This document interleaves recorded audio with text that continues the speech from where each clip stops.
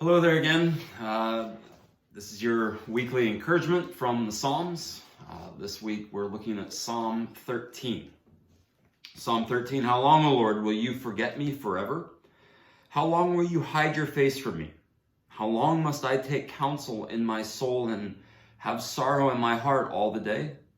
How long shall my enemy be exalted over me?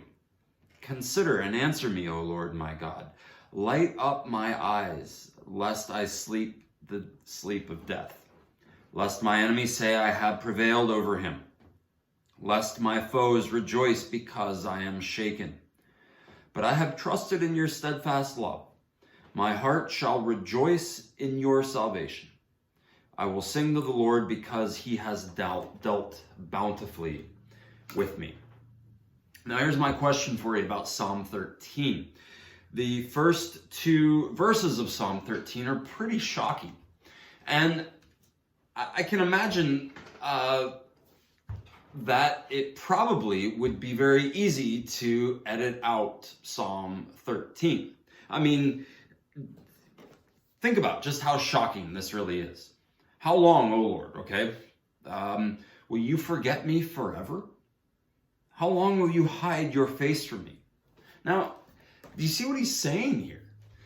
This is a Psalm of David, and David is saying essentially that he feels that he's been abandoned by God, that he has cried out and prayed, and there are no answers, that God has not answered him, that God is somehow hiding from him, that these prayers are not being received, that God is simply not there. Now, this is not denying the existence of God, but quite simply he's saying, I don't know if you're for me, Lord. It's a matter of faith. And David's faith, we could say here, is extremely weak as he's going through whatever this particular hardship is in his life. Now, let me just ask you, quite frankly, have you ever been there? Have you ever felt that God is not answering your prayers, that he is veiling or hiding his presence from you? Sometimes this will happen in a Christian's life. It's a matter of weary faith.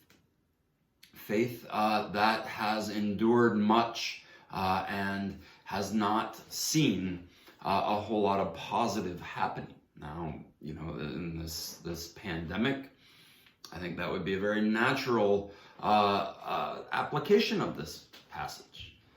That it does at times, and has, I think, at times seemed to a lot of us that God's not answering prayers. He's shut down shop for a time. But that's simply not the case. But nevertheless, this psalm is here. It has not been edited out. And I think it speaks really to the honesty of the scriptures, to the how well God understands the human condition. And I think it serves as a reminder to us, and maybe even a warning along the way to some of you younger Christians, that there will be times in life when you will feel like you have been abandoned by God. So what do you do in times like this? Or if you are there this morning, this afternoon, what do you do when you feel like you've been abandoned by God? Let the scriptures guide us.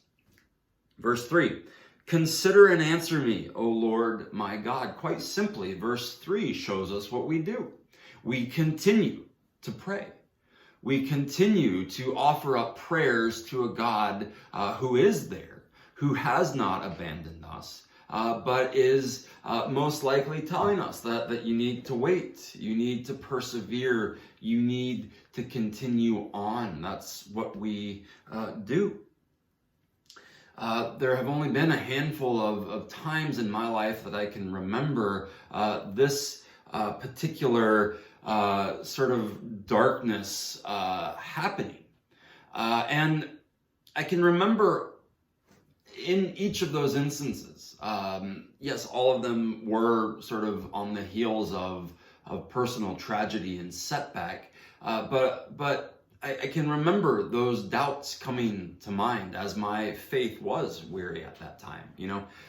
Just give up, just give in, and sort of walk away from all of this.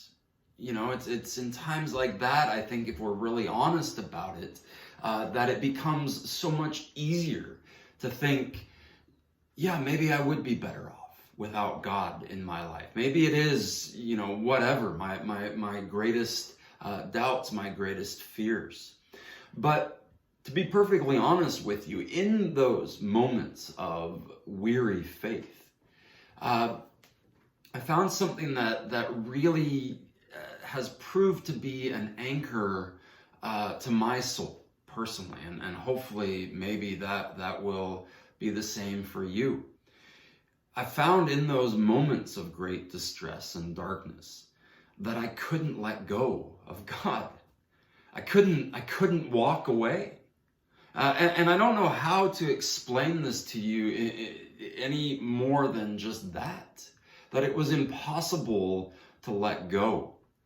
And looking back on those times now with a more robust faith, I can see to it that it wasn't really me that was holding on at all. It was God that was holding on to me. That's where these promises that he makes to us are so absolutely vital to our understanding of our faith. God promises that it's him that works salvation. It's him that works faith. It's him that hangs on to you in the deepest darkness and doesn't let go. And I don't know that you can really even claim that until you've actually been through it. It's times like those that bolster our hearts and our souls and make us realize how great this God truly is to whom we serve. I think this is one of the reasons why I love that the church is made up of young people and old people alike, and people of all ages. So many times I have heard this from older members of the church that, yeah, we've been through some really dark times, but you know what? God has been with us every step of the way. So you continue on. You continue on because God makes it possible for you to do that. And then he goes on to show us better how to pray. I want you to notice that there's at least 3 lests in this next section of this psalm. Starting in the second half of verse 3, notice his prayer. Light up my eyes, lest I sleep the sleep of death.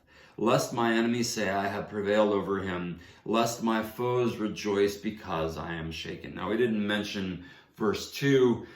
In this dark time, enemies then come upon David and make it all the worse, which is oftentimes the case in a Christian's life. If things can go bad, they seem to. But I want you to just point out this very simple point about prayer here. You notice in answer to each of these troubles, light up my eyes, these requests, I should say. Light up my eyes, why? Lest I sleep the sleep of death. Lest my enemies say I prevail against him. Lest my foes rejoice because I am shaken. Do you see what he's doing here? He's being very thoughtful in his prayers. And this is, again, something that I don't do a very good job of in my own prayers. I think, though, the even maybe better lesson here for us all is this is why it's important to have a private prayer life as opposed to over against your public prayer life. There's a time when we wrestle. There's a time when we fumble around for words and thoughts and sort of work through some of these petitions that we're making to God. It's in our private prayers. But when I pray in public, I do try and be very thoughtful, and my public prayers are ultimately, I would say, a reflection of my private prayers. Prayers are meant to be thoughtful. How often do you think through your prayers and what you're asking God? Why are you asking these things? What is the reason? What is the desired outcome? All of these are helpful in our discipline of prayer. So to be disciplined, to be thoughtful in your prayers. And then finally, verse 5, David wrestles through in his prayers, in his times of desperation, to this very high point in verse 5.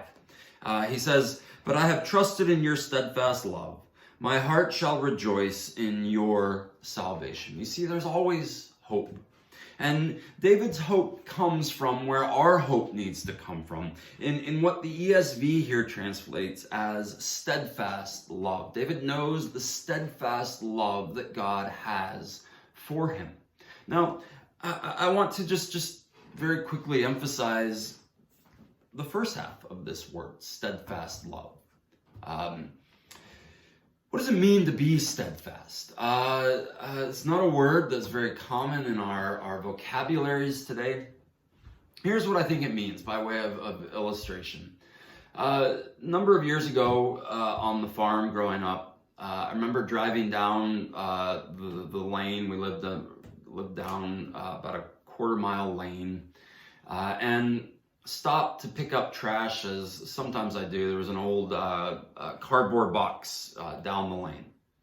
And I remember my mom was with me, and I got out and I picked up the cardboard box and started walking back to the car. And she said, "What's wrong?" As I looked in the box, I said, there's some cat food in here. And she automatically said, "Uh-oh.